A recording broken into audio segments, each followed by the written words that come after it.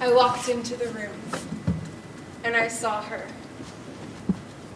I had never believed in love at first sight, but this was like one of those romantic movies where the lights got all soft and the focus got all fuzzy, and there was no one left in the world but me and her. I love dogs. I have always loved dogs. Growing up, my family dogs were my playmates and my most trusted confidants. I have also always been a champion of the underdog. I was the sort of child who would save ants from kids with magnifying glasses and worms from children who'd step on them. And I was a weird kid growing up in a straight-laced church, and I learned to see myself in misfits and outsiders. My friends, my closest friends, have always been weirdos. And dogs. As soon as I moved out of my parents' house, there was this dog-shaped hole in my life. I tried my best to ignore it.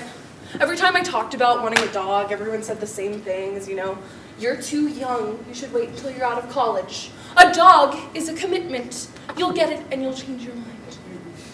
Do you really think you're responsible enough? These concerns, plus the financial obligation, kept me, on hold for a while, but the dream would not die.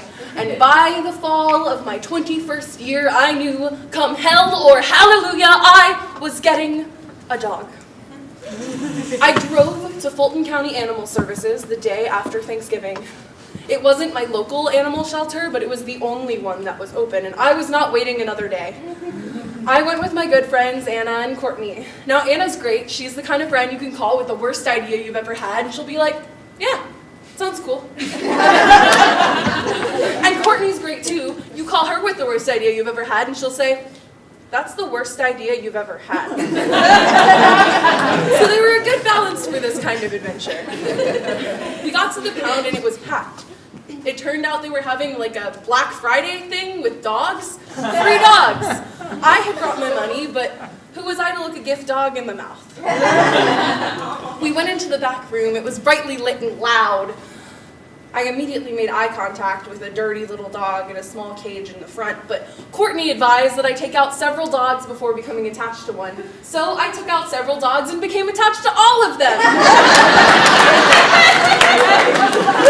Luckily, Courtney and Anna were there to keep me from doing anything too rash. And after taking out several gentle older dogs, I took out the dog I'd looked at first. When her paws hit the grass, she started wiggling and she made really intense eye contact with me while she pooped. She was really skinny. You could see her bones sticking out under her fur. She was dirty and she shook and she coughed. She had cuts on her face. I could only imagine the things she'd seen. I scooped her up and I brought her to the woman working the back. This is the dog for me. She said I'd have to give her back while I waited to do my paperwork. They put her back in her tiny little cage and I made a promise through the bars.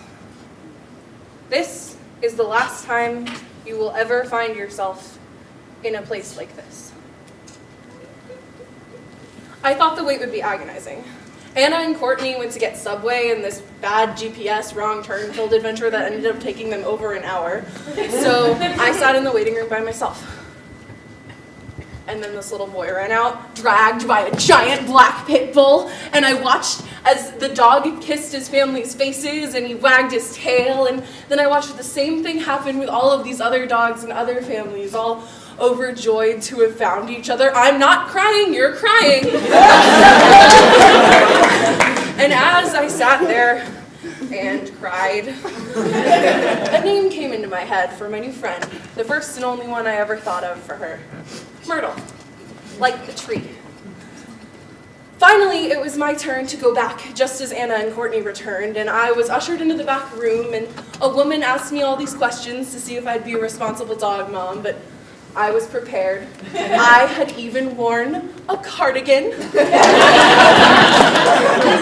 I answered all the questions awesomely, and soon enough, I had finished all the paperwork, and they handed me Myrtle. She fit perfectly on my chest.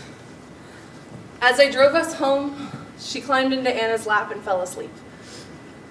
The first 2 weeks were bliss. She was sweet and quiet. She was taking her time healing and making my apartment her home. And then something started to happen. She got stronger and healthier, more confident. My scared, sick little dog transformed into an actual monster. She started barking at everything, biting all of my friends. She snatched a chicken tender out of Kyle Eaglehoff's hand. I came home one night to find my apartment covered in glitter and paint and beads. It was a craftastrophe. And Myrtle picked glitter for a week. She destroyed garbage bags, paper towels, my sofa. I began to feel a little bit defeated. Maybe everyone was right. Maybe I'm too young. Maybe I'm not responsible enough. But a dog is a commitment, and even if it is the worst idea I have ever had, I am going to keep my promise. It's been about a year now, and actually almost exactly a year to the day, and I can say that adopting Myrtle is the best decision I ever made. Every morning she wakes up so excited to see me. I come home and she's wiggling all over, eyes all big and bright. She's down for even my worst ideas. And no matter what anybody says, I'm going to keep risking it all on the weirdos. Take a chance. Put yourself out there. Save the gutter puppies everyone tells you aren't worth it. It's messy and imperfect, and sometimes things get ruined, but we are always richer for having loved.